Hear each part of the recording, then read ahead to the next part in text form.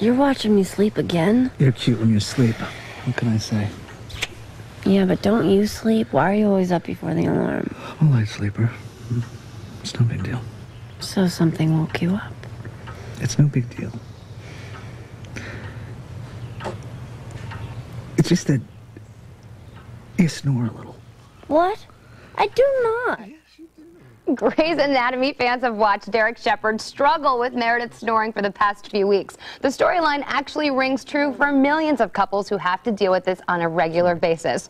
So maybe as we approach the holiday of love, instead of flowers and candy, why not give your sweetheart the gift of a good night's sleep? Dr. Craig Schwimmer is the medical director of the Snoring Center, and he joins us this morning with advice on changing the mood in the bedroom. Hello, Dr. Love. How are you? I'm fine. How are you? Good. This is, and let's start it out. This is a true storyline that rings true for so many people, isn't it? Absolutely. It's a big deal. And what's funny is that, like so many issues in relationships, they're sort of cute in the beginning, and over time they become less cute and more grating, and really snoring can become a huge issue in people's relationships. Yes, and sometimes we're in denial about that. Maybe in number one, as we saw here in Grey's Anatomy, we are very touchy about the subject. We don't really want to tell our bed partner they're snoring. Particularly if it's the female, because there's no way we're going to admit that. Cute girls don't snore. Yes. Cute girls do not snore. And then once there is, it's out in the open, you're discussing it, there could be denial. Well, there is often denial, but what's true is that snoring significantly impacts relationships. Studies have shown that all other things being equal,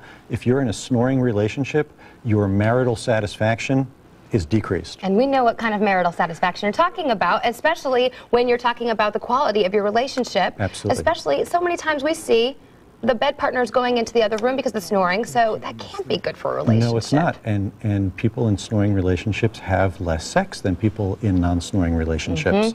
And whether that's because the person gets up and leaves the room, that has obvious consequences, or whether it's because the person is laying there next to you thinking of ways to kill you to stop the noise, the end result is the same. End result is bad. It's very bad, and it's very damaging to relationships. Now, do you have couples that come into you to deal with this together and ask for your advice? Or? Well, it's funny. Men and women are a little bit different. The women come in, and about a third of our patients are women, and the women come in on their own and they say, listen, I'm snoring, I'm disturbing my husband, or I snore on a plane and I don't want to do that. Oh yeah, the snores on the plane, that's worse than the kids on the plane sometimes. But the men come in like this because, the missus has finally had enough, and she's like, look, this is impacting our relationship and it has to stop, because what winds up happening is either they sleep apart or they sleep together and she's sleep deprived. And we've talked about sleep deprivation and its impact on health, but from a relationship perspective, it really brings anger and hostility and resentment, and that's not compatible with,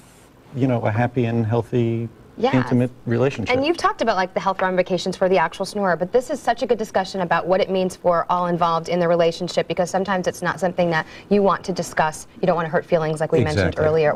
And the whole Dr. Love thing is sort of embarrassing for me, but there was a couple that came in about a year ago and they had been sleeping apart for years, and because of his snoring, and we fixed his snoring and they got back into bed, and we're both so happy that she called me Dr. Love, and now my nurse teases me, but it can really have that kind of an impact on a relationship. Well, what would you say to a couple that, has been putting this off, maybe just sleeping in separate rooms, not dealing with it, being in denial, maybe they have pent-up resentment at this point? Well, it's like any other relationship issue. What you need to do is talk about it, and it's really important to put it in terms that the other spouse can understand, and with Valentine's Day approaching and everybody thinking about romance, if you tell your husband that, look, your snoring is keeping me up and I'm tired and cranky and I don't feel like having sex, he can understand that. Yeah, and that's if you say, speaking in a language a man can understand. Yeah, we get that. We get that. And if you tell your husband, listen, your snoring has me sleeping in the guest room, and if you would fix your snoring, maybe we'd be back together, he'll probably find his way to my office the next day. Yeah.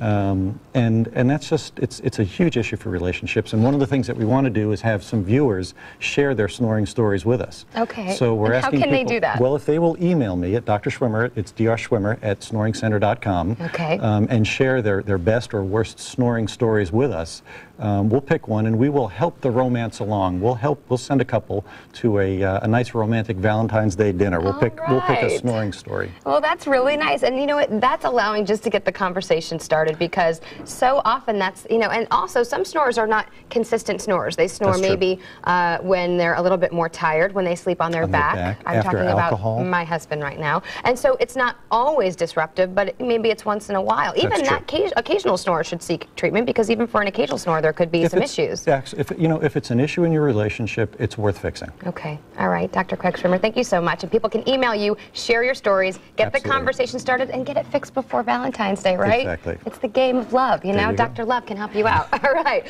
For more information on snoring or not getting a better night's sleep, log on to snoringcenter.com or call 214-369-2345. Brenda, Gary, do you snore? Well, no, I don't. I don't snore either. No, I don't snore. No, I don't. No.